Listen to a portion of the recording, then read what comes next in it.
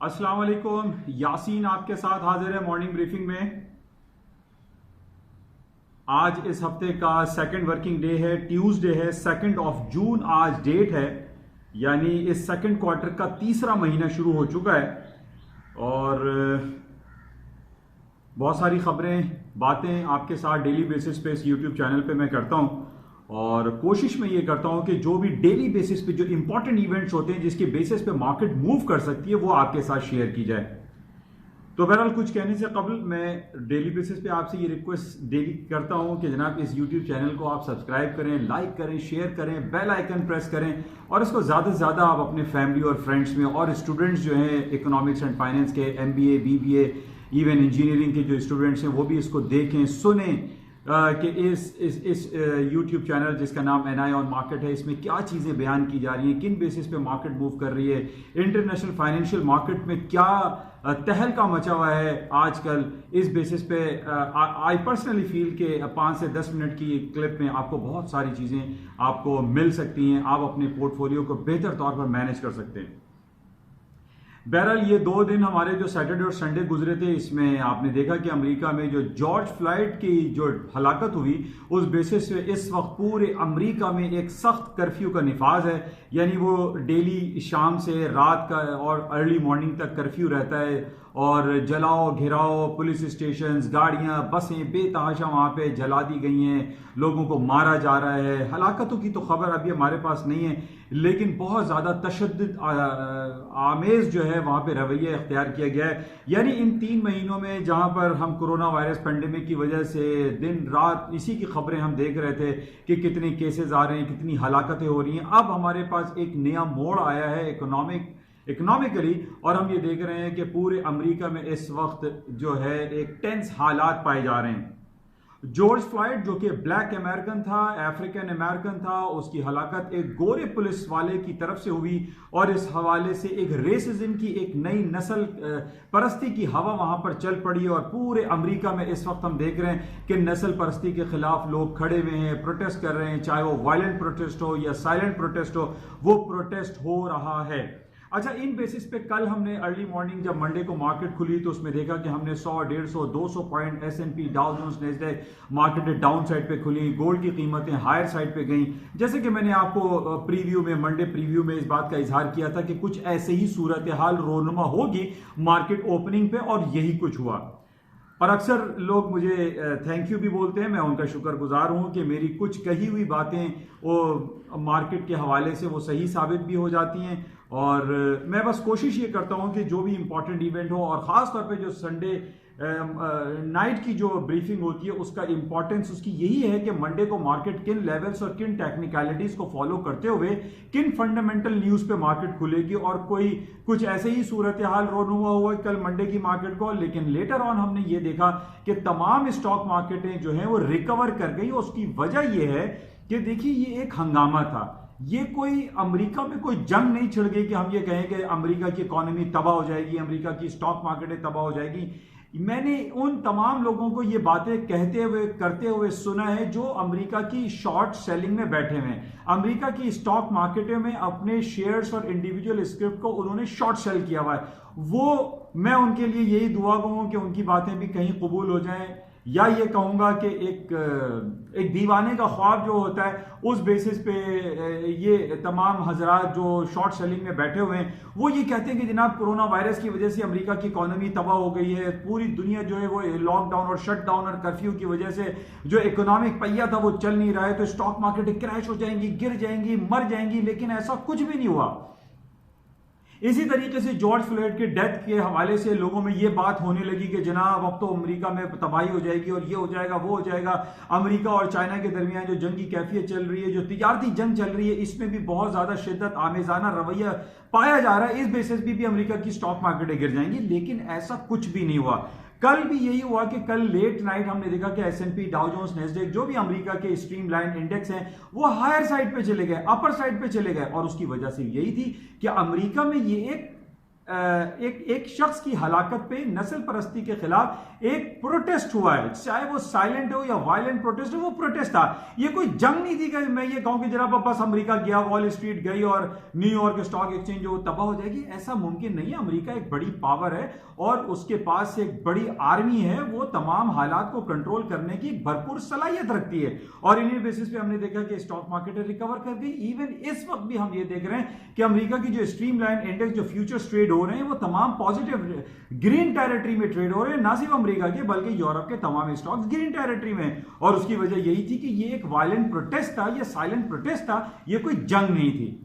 तो बहरहाल stock market में अभी भी पोटेंशियल बाकी है। अभी भी नेस्डेक का जो टेक्निकल लेवल है, कई लोग कल मुझसे पूछ रहे थे, व्हाट्सएप ग्रुप पे भी पूछा और काफी चैनल से मुझसे राब्ता कायम करने की लोग कोशिश करते हैं और मैं उनको कोशिश करता हूं कि उनके सवालात का जवाब देता रहूं।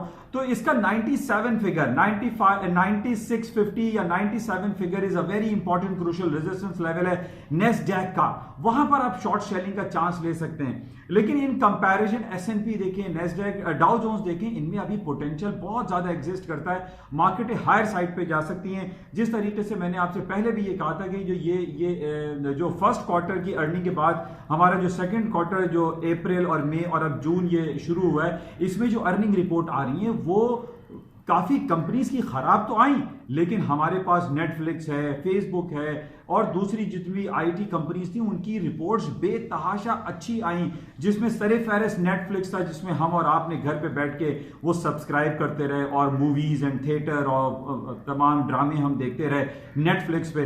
तो बहुत सारी कंपनीज ऐसी हैं या ऑनलाइन ऑर्डर वाली कंपनीज थी, Amazon.com कह लीजिए। मैकडोनल्ड की अर्निंग जो है कंपैरेटिवली बेहतर आई क्योंकि वो ऑनलाइन ऑर्डर वाला सिस्टम जो है उनका चल रहा था। तो हम चंद खबरों पे ये नहीं कह सकते कि अमेरिका की स्टॉक मार्केटें क्रैश हो जाएंगी। आजकल जो सबसे ज्यादा मसले मसाइल चल रहे हैं वो चाइना और हांगकांग की वजह से अमेरिका की मदाखलत के हवाले से बहुत ज्यादा बातें आ रही हैं। आज अमेरिका ने 2 दिन पहले भी ये कहा कि हम चाइना के खिलाफ सख्त स्टांस लेंगे। और आज एक ताजा तरीन खबर यह है कि अमेरिका ने यह ऐलान किया है कि चाइना के जितने भी स्टूडेंट अमेरिका में स्टडीज हासिल कर रहे हैं, जो पे ग्रेजुएट और अपर ग्रेजुएट या अंडर ग्रेजुएट जो पोस्ट ग्रेजुएट है उसकी जो स्टडीज कर रहे हैं, उनके ऊपर बैन लगाया जाएगा, उन पे पाबंदी लगाई जाएगी या उनकी फीसें बढ़ा दी जाएंगी या उनके खिलाफ जो है कुछ ऐसे एक्शन किए जाएंगे जिससे चाइना को, वो ये चाह रहे हैं कि चाइना हमारे खिलाफ जो इतनी सख्त कार्रवाई कर रहा है, या कोरोना वायरस के हवाले से चाइना ने अमेरिका में 1 लाख से ज्यादा लोगों को हलाक कर दिया। अब अमेरिका ये कहता है कि हम चाइनीज स्टूडेंट के खिलाफ कार्रवाई करेंगे। इसके जवाब में चाइना ने अमेरिका को एक मुंह तोड़ जवाब देने की कोशिश की है और चाइना ने अमेरिका को यह कहा है कि अमेरिका इस वक्त डबल स्टैंडर्ड काम कर रहा है। एक तरफ तो अपने मुल्क में वो नस्ल परस्ती को परवान चढ़ा रहा है, जिस तरीके से ट्विटर पे ट्रंप साहब की जो ट्वीट थी कि when looting starts shooting starts, जो कि एक ग्लोरीफाइंग वायलेंस की तरफ हवाला दिया गया कि जनाब ये वायलेंस को ग्लोरीफाई कर रहे हैं। इस बेसिस पे ट्विटर और ट्रंप के दरमियान बहुत ज्यादा तलखियां चल रही हैं। इस बेसिस पे ट्रंप साहब ने ये कहा कि हम जो है सोशल मीडिया को बैन कर देंगे, जिसमें फेसबुक है, ट्विटर है, इंस्टाग्राम है, व्हाट्सएप है और आपका यूट्यूब है, जो कि बहुत ज्यादा हर आदमी इसकी दस्तरस में है। तो इस हवाले से बहुत ज्यादा नेगेटिव बयान अमेरिका के सदर ट्रंप की तरफ से दिया गया। लेकिन चाइना ये कहता है कि ट्रंप जो है ये डबल स्टैंडर्ड अडॉप्ट कर रहे हैं। एक तरफ वो अपने मुल्क में नस्ल परस्ती को परवान चढ़ाते हुए दिखाई दे रहे हैं और दूसरी तरफ अब वो ये कह रहे हैं कि वो चाइनीज स्टूडेंट्स को जो है वो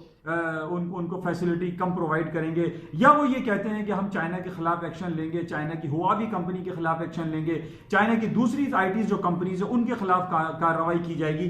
तो ये डबल स्टैंडर्ड दिखाई दे रहा है कि पहले तो अमेरिका को ये चाहिए कि वो अपने घर को देखे, अपने मुल्क के अंदर जो नस्ल परस्ती और रेसिज्म के हवाले से जो बातें चल रही हैं इसको वो कंट्रोल करे और उसके बाद जो है वो चाइना या हांगकांग या दूसरे जो है वो इकदाम करें। तो बहरहाल इस हवाले से भी हम ये नहीं कह सकते कि जनाब अमेरिका की स्टॉक मार्केटें क्रैश हो जाएंगी। ये एक रूटीन प्रोसेस हो गया है। चाइना और अमेरिका के दरमियान जो तल्ख कलामी है, जो तिजारती जंग के हवाले से जो एक जंगी कैफियत दिखाई देता है, ये साल हर साल से हम देखते चले आ रहे हैं। इन बेसिस पे हम ये नहीं कह सकते कि जनाब अमेरिका की स्टॉक मार्केटें क्रैश हो जाएंगी, गिर जाएंगी, फॉल हो जाएंगी। नो। और आज भी हम देख रहे हैं कि अमेरिका की स्टॉक मार्केट जिस तरीके से बढ़ती चली जा रही है वो दिन दूर नहीं जब 6 महीने पहले जब अमेरिका की स्टॉक मार्केट तारीख की बुलंद तरीन सतहों पर चल रही थी, वही दिन दोबारा आ जाएंगे। बहरहाल टेक्निकलिटीज को हम फॉलो करते हुए अपने पोर्टफोलियो को बेहतर तौर पर मैनेज कर सकते हैं। अच्छा, इसी तरीके से हम ये देख रहे हैं कि गोल्ड की कीमतों में कल खातिर खा इजाफा हुआ, मार्केट लेटर और नीचे आ गई थी। मैंने टेक्निकली लेवल दिया था कि जनाब 1725 के नीचे स्टॉप लगा के 1725 के स्टॉप लगा के आपको बाय करना चाहिए। उसके बाद कल यही हुआ कि 1729 का गोल्ड ने लो किया था, उसके बाद मार्केट 1740 तक चली गई। अभी भी लगभग मार्केट ऊपर की तरफ चल रही है। गोल्ड की कीमतों में पोटेंशियल एग्जिस्ट करता है, गोल्ड की कीमतें ऊपर की तरफ जा सकती है। उसकी वजह मैं पहले भी कई बार आपसे बयान कर चुका हूं कि जब भी पूरी दुनिया में टेंस हालात पाए जाते हैं, यानी जिस तरीके से हम अमेरिका में देख रहे हैं कि एक रेसिज्म के खिलाफ जो वायलेंट प्रोटेस्ट हो रहा है, इन बेसिस पे भी गोल्ड ऊपर जा सकता है। अरब वर्ल्ड में जो हालात नगुफ्ताबार रहते हैं, इस बेसिस पे भी गोल्ड की कीमतें ऊपर जाती हैं। अमेरिका और चाइना के दरमियान जो तलखियां चलती हैं, इस पे भी गोल्ड की कीमतें ऊपर जाती हैं। तो गोल्ड को हम डाउन साइड पे नहीं कह सकते। गोल्ड की कीमतें टेक्निकल ग्राउंड पे जो पहले भी मैं आपसे के साथ वो लेवल शेयर कर चुका हूं कि 1670 1690 ये वो इंपॉर्टेंट सपोर्टिंग लेवल्स हैं इन लॉन्गर पीरियड ऑफ टाइम में, कि अगर मार्केट इन लेवल्स को तोड़ा तो तब हम कहेंगे कि गोल्ड की कीमतों में मजीद मंदी हो जाएगी। अदरवाइज नो वे, गोल्ड पोटेंशियल बहुत ज्यादा है। और इससे पहले भी मैंने आपसे जिक्र किया था कि जब भी बरतानवी करेंसी पाउंड स्टर्लिंग में तेजी आती है, सोने की कीमतों में भी तेजी आती है। और आज हम ये देख रहे हैं कि बरतानवी करेंसी पाउंड स्टर्लिंग 1.2530 तक आ गई, जो कि एक महीने के हाईएस्ट लेवल पे मार्केट ट्रेड हो रही है। इसी तरीके से 2 महीने का हाईएस्ट लेवल यूरो का भी है। यूरो है, स्टर्लिंग है, स्विस फ्रैंक है, जापानीज येन, ये तमाम जापानीज येन के अलावा तमाम ये 3 करेंसी यानी यूरो, स्टर्लिंग, स्विस फ्रैंक, ये हाईएस्ट लेवल पे चल रहे हैं। कई मल्टी मंथ्स के इन लोगों ने हाई कर दिए हैं। तो बहरहाल ये बड़ा इंपॉर्टेंट इवेंट है। अच्छा, और इसके साथ बड़ी इंपॉर्टेंट खबर चल रही है वर्ल्ड हेल्थ ऑर्गेनाइजेशन के हवाले से।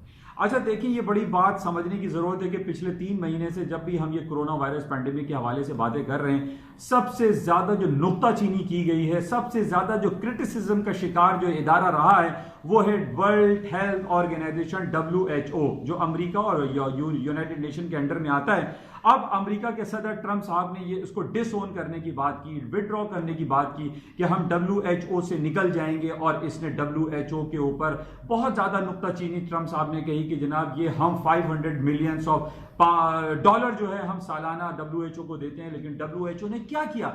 WHO क्या सिर्फ ये कर रहा है कि पोलियो के कतरे पिला रहा है या जनाब दूसरे छोटे मोटे काम कर रहा है? लेकिन इतना बड़ा पैंडेमिक फैल गया, वर्ल्ड हेल्थ ऑर्गेनाइजेशन ने वो किरदार नहीं निभाया जो इसने चाइना में निभाया। अब अमेरिका का ये इल्जाम है कि WHO चाइना के अंडर में काम कर रहा है, जबकि चाइना सिर्फ 2 से 3 मिलियन डॉलर डोनेट करता है WHO के, जबकि 500 और बिल एंड मेलिंडा गेट्स को मिला लीजिए तो तकरीबन 1000 million, more than 1 billion dollar की इन्वेस्टमेंट या फंडिंग अमेरिका और बिल एंड मेलिंडा गेट्स करते हैं। तो अमेरिका ने यह कहा था कि WHO को हम विड्रॉ कर लेंगे, WHO को जो हम 500 मिलियन ऑफ डॉलर की एड देते हैं, फंड करते हैं, उसको हम नहीं देंगे। इस हवाले से भी लोगों ने बहुत ज्यादा चेक की और लोगों ने यह कहा कि इस द टाइम ऑफ नीड में अगर अमेरिका ने 500 मिलियन डॉलर की फंडिंग को रोक दिया तो ये ना पैंडेमिक, ये कोरोना वायरस का पैंडेमिक और तेजी से पूरी दुनिया में फैलेगा। बहरहाल इसके ऊपर बहुत ज्यादा बातें हो रही है, लेकिन WHO के हेड का कहना यह है कि उनके पास ट्रंप साहब की तरफ से या ट्रंप एडमिनिस्ट्रेशन की तरफ से कोई रिटन लेटर नहीं मिला है। उन्होंने कहा कि जनाब मैंने तो सिर्फ मीडिया से ये बातें सुनी है कि ट्रंप साहब ये कह रहे हैं कि वो 500 मिलियन डॉलर का जो सालाना पैकेज है वो विड्रॉ कर लेंगे, नहीं देंगे। लेकिन WHO के हेड की तरफ से ये कहना है, जो कि इथोपियन है, उन्होंने ये कहा कि मुझे तो कहीं कोई लेटर नहीं मिला, मुझे तो ट्रंप साहब की तरफ से या ट्रंप एडमिनिस्ट्रेशन की तरफ से कोई लेटर नहीं मिला कि जनाब उसको डिसोन कर रहे हैं या विड्रॉ कर रहे हैं। तो कहने की बात यह है कि यह आसान नहीं है। कल भी मैंने आपसे यह कहा था कि ट्रंप साहब का यह कह देना कि वो WHO से विड्रॉ कर जाएंगे या उनका यह कहना कि वो ट्विटर और फेसबुक पे बैन लगा देंगे, दिस इज नॉट पॉसिबल। यह ट्रंप साहब के लिए पॉसिबल नहीं है। ट्रंप साहब इसकी पावर नहीं रखते। ट्रंप साहब अगर एक एग्जीक्यूटिव पावर के थ्रू इसको पास करते हैं तो वो रिजेक्ट हो जाएगा, उसको चैलेंज कर दिया जाएगा, वो सुप्रीम कोर्ट में जाके रिजेक्ट हो जाएगा। क्योंकि जैसे मैंने आपसे ये कहा था कि ट्विटर है, ये जो मीडिया इंडस्ट्री है या सोशल मीडिया अमेरिका में है, वो उनका आर्टिकल 230 है जो कि प्रोटेक्ट करता है। इसी आर्टिकल 230 के प्रोटेक्शन की वजह से और इसी कॉन्स्टिट्यूशनल जो बायलॉज की वजह से जो लॉज के अंडर में ये प्रोटेक्टेड है, ये सारी कंपनीज, ये मिलियंस एंड बिलियंस और ट्रिलियंस ऑफ डॉलर की कंपनीज हो चुकी हैं because of 230 article of US constitution. इस बेसिस पे ट्रंप साहब कुछ भी नहीं कर सकते, सिर्फ वो बातें कर सकते हैं कि जनाब मैं जो उसको डिसओन कर दूंगा, मैं विड्रॉ कर दूंगा, मैं उसको पाबंदी लगा दूंगा। ये मुमकिन नहीं है। और इसी वजह से हम देख रहे हैं कि फेसबुक, दूसरी सोशल मीडिया की जो शेयर्स हैं वो रोजाना के बेसिस पे हाई बनाते हैं, वो डाउन नहीं हो रहा। अगर ट्रंप साहब की बातों में इतना ही वजन होता तो स्टॉक मार्केट भी गिर जाती और फेसबुक बाकी जो दूसरे जो आईटी कंपनीज के शेयर्स हैं वो डाउन हो जाते, गिर जाते, क्रैश कर जाते। लेकिन ऐसा नहीं हुआ क्योंकि 230 आर्टिकल ऑफ कॉन्स्टिट्यूशन जो है यूएस उसको प्रोटेक्ट करता है और ट्रंप साहब यहां पर हाथ मलते हुए दिखाई दे रहे हैं। तो बहरहाल ये बड़ा इंपॉर्टेंट नोट है, इसको आप जहन में रखिए कि ट्रंप सिर्फ बातें कर सकते हैं, प्रैक्टिकली वो कुछ भी नहीं कर सकते। अच्छा, इसी तरीके से गोल्ड की कीमतों में मैंने आपसे कहा कि तेजी लगती है। ऑयल की कीमतें भी ऊपर की तरफ जा रही हैं, करेंसी मार्केट ऊपर जा रही है और ऊपर ही लगती है। और जो ऑयल की ऊपर जाने की वजह, जो डीप कट की बातें मैं कितने दिन से आपसे कर रहा हूं कि यू टर्न ले लिया है सऊदी अरब और ओपेक प्लस जिसमें रशिया भी शामिल है, वो ये कहते हैं अब हम डीप कट करेंगे, डीप कट करेंगे। पहले कहां चले गए? 2 महीने पहले तो कह रहे थे कि सऊदी अरब वाले कि जब हम अपनी जमीनों से आखिरी कतरे तक तेल निकालेंगे। यार ये सिर्फ बातें हैं, सिर्फ बातों के बेसिस पे $40-38 तक क्रूड ऑयल की प्राइसेस को डाउन कर दिया और ये कहा कि जनाब पूरी दुनिया में स्टोरेज कैपेसिटी खत्म हो गई है, पूरी दुनिया में क्लाइमेट चेंज की वजह से गाड़ियां अब जो बैटरी पे चलेंगी, पूरी दुनिया में कोरोना वायरस की वजह से, पैंडेमिक और ये लॉकडाउन शटडाउन की वजह से गाड़ी, बसें और जहाज नहीं चल रहे, तो तेल बहुत ज्यादा है। अब $35 पे तेल आ गया।